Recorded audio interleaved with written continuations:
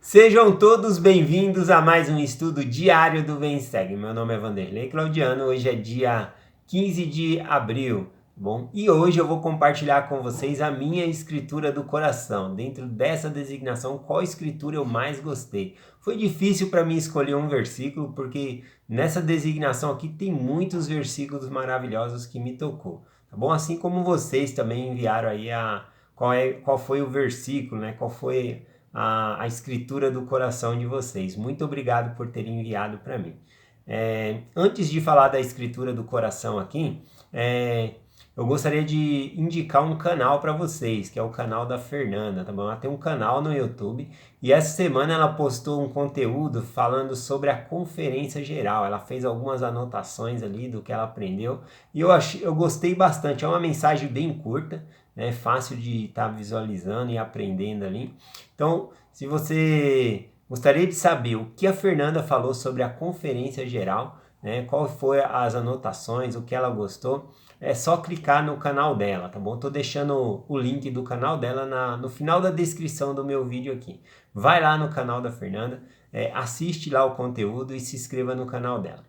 Outra coisa que eu queria falar, ontem eu estava falando sobre a tradução, né, que Joseph Smith estava fazendo da Bíblia, do Velho Testamento, depois passou para o Novo Testamento. E o versículo que eu acho mais fantástico que Joseph Smith traduziu, né, foi lá no Novo Testamento, que ele estava traduzindo ali junto com Sid Higdon, João capítulo 5, o versículo 29. Bom, nesse versículo diz o seguinte, diz assim, ó: e os que fizerem o bem sairão para a ressurreição da vida, e os que fizerem o mal para a ressurreição da condenação. Né? E eles ponderaram bastante sobre essa escritura por causa, falou que da abrangência, né, que tem esse significado, né, porque cada pessoa tem as obras diferentes. Como é que seria isso? Eles ficaram pensando a respeito da ressurreição e da salvação, como seria, né, a proporção de como Deus iria medir ali, né? Quem foi guardou mais os mandamentos, quem guardou menos. Então eles ficaram ponderando sobre essa escritura e aí por isso que eu estava compartilhando isso ontem. É muito importante a gente estudar as escrituras diariamente e ponderar, né? Pensar nas mensagens que o Espírito Santo vai colocando em nossa mente, em nosso coração, quando nós estamos lendo as escrituras ou quando nós estamos ouvindo uma mensagem como essa. Porque em apenas um versículo, esse aqui que eu estou comentando, quando eles estavam pensando a respeito dele, ponderando, o céu se abriu ali para Joseph Smith e C.J. Higdon, e eles viram os 3 graus de glória, né? E por causa desse versículo e essa visão, Joseph Smith escreveu então a seção 76 de Doutrina e Convênio. E a seção 76 ela é 119 versículos. Dá para imaginar isso? De apenas um versículo que eles estavam procurando um entendimento ali, o Senhor deu uma revelação grandiosa. E eu acredito que não deu para Joseph Smith escrever tudo o que ele viu ali. Na verdade, o próprio Joseph Smith, mais tarde, ele fala que se qualquer uma pessoa ela pudesse visualizar, né, o reino de Deus ali por 5 minutos, aprenderia mais do que se lesse tudo o que foi dito sobre o assunto. Então, com certeza eles viram muitas coisas que era impossível de se expressar na nossa língua e por isso não foi colocado também. Né? Então ele colocou somente o que está na nossa capacidade de compreender. Eu amo a seção 76 de Doutrina e Convênio, abre muito o nosso entendimento. Bom, dando continuidade aqui ao nosso estudo, hoje eu vou falar sobre a escritura do coração. E a escritura do coração que eu escolhi para mim é Doutrina e Convênio 38:7, diz assim: mas eis que em verdade vos digo, que meus olhos estão sobre vós. Eu estou no meio de vós e não me podeis ver. Essa escritura me tocou bastante, porque aqui quando o Senhor fala que meus olhos estão sobre vós, significa que Ele está atento, que Ele nos ama, que Ele está cuidando. Não é alguém que criou, né? Um Deus que criou o universo, colocou a gente aqui e saiu de férias, né? O que acontecer aqui, se guardar o mandamento vai voltar para a minha presença, nada disso. Ele está aqui, ele está atento, olhando, ouvindo as nossas orações, e isso me tocou bastante. né, esse amor, essa preocupação que ele tem. E o final do versículo diz, né, que ele está no meio de nós e nós não podemos ver. E isso é literal, né? O Senhor realmente ele pode estar no meio ali, às vezes aparecer na sua reunião sacramental, ou aparecer dentro do seu lar, ou em alguma circunstância ali, e você não poder enxergar ele, mas ele está no meio de nós. Bom, então essa parte me tocou bastante. E outra parte que eu gostaria de interpretar também, né? Porque em Doutrina e Convênio, na seção 1 de Doutrina e Convênio, fala que quando o Senhor fala, sendo ele falando ou pela voz de seu servo, é o mesmo, né? Que nós devemos interpretar como sendo a voz do Senhor. Também, se o Senhor ele enviar um anjo para ministrar a mim, eu devo interpretar que o Senhor está cuidando por meio do seu anjo, né? Então, por exemplo, se o anjo Moroni aparecer para mim, ministrar e começar a me ensinar coisas, eu vou ficar muito grato, né? Mas eu não vou me ajoelhar e orar ao anjo Moroni, eu vou sempre me ajoelhar e orar a Deus, ser grato a Deus e a Jesus Cristo. Então, é muito importante isso de nós sabermos a interpretação de como também Deus ele está cuidando de nós. Também por meio dos seus servos, né? Por meio do profeta, por meio dos ministradores que mandam uma mensagem para você, que se preocupa para você. Essa também é uma maneira de nós interpretarmos que Cristo ele está no meio de nós, cuidando de nós. Tá bom? Eu vou ler até uma escritura aqui que chama a atenção. É em Lucas, capítulo 7, a partir do versículo 7. O que está acontecendo nesse capítulo aqui? Tem um centurião que está com um servo enfermo, né? Um centurião é um soldado romano, um oficial romano, na qual ele tem ali sobre a sua guarda, sobre o seu comando, 50 a 100 soldados romanos. Bom, então ele é um oficial grande ali. E esse centurião aqui, né, esse oficial, ele tinha um servo que estava doente.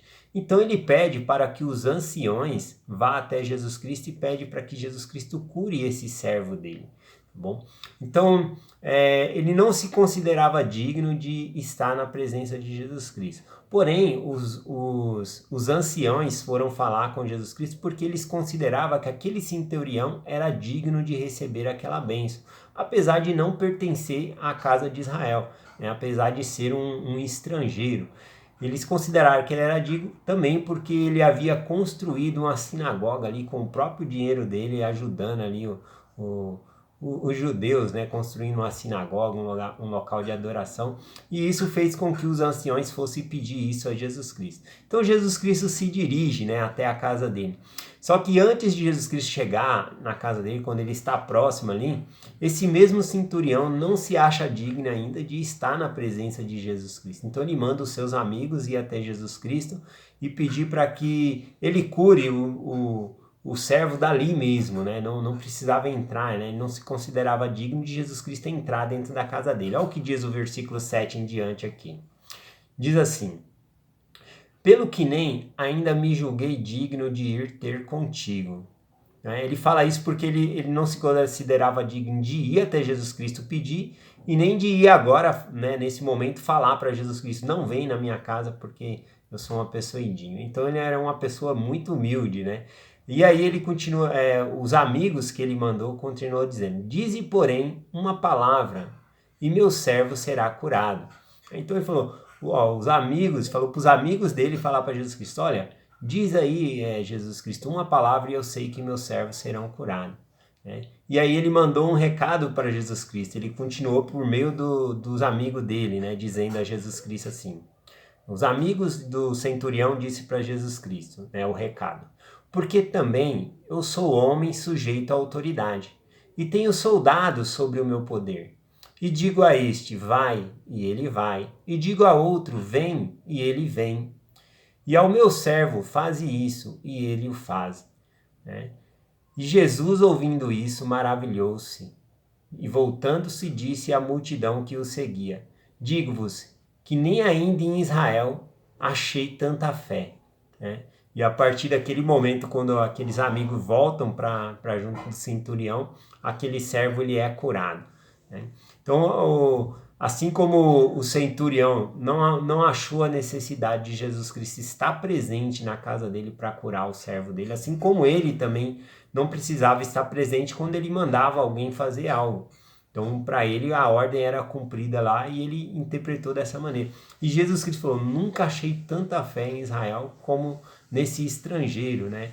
Então, é de se admirar que, mesmo sem o Senhor estar conosco, Ele pode enviar uma palavra, Ele pode enviar um anjo, Ele pode enviar ali um ministrador. E nós devemos interpretar como o Senhor estando conosco, o Senhor cuidando de nossa família.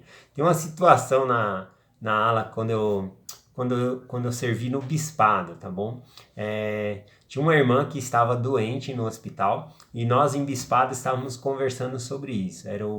O bispo era o bispo Eduardo, eu era um conselheiro e o Ricardo Sanzer, ele era o outro conselheiro. E nós conversando ali sobre a situação da irmã, nós combinamos e o Ricardo, né, ele foi lá fazer uma visita, né, no hospital para a irmã.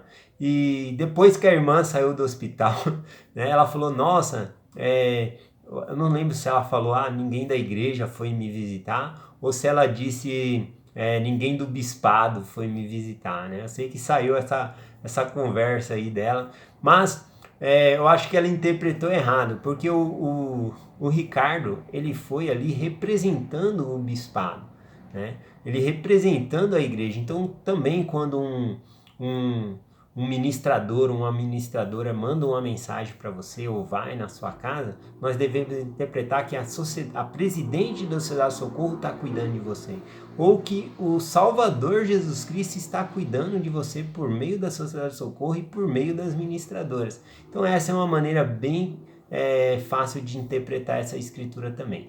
Eu sei que o Salvador, ele pode estar no meio de vós e nós não vemos ele. Tá bom? Assim como ele pode enviar um anjo e nós não vemos esse anjo, mas ele está atento, ele olha por nós e cuida de nós. Eu deixo essa mensagem com vocês em nome de Jesus Cristo. Amém. Até amanhã.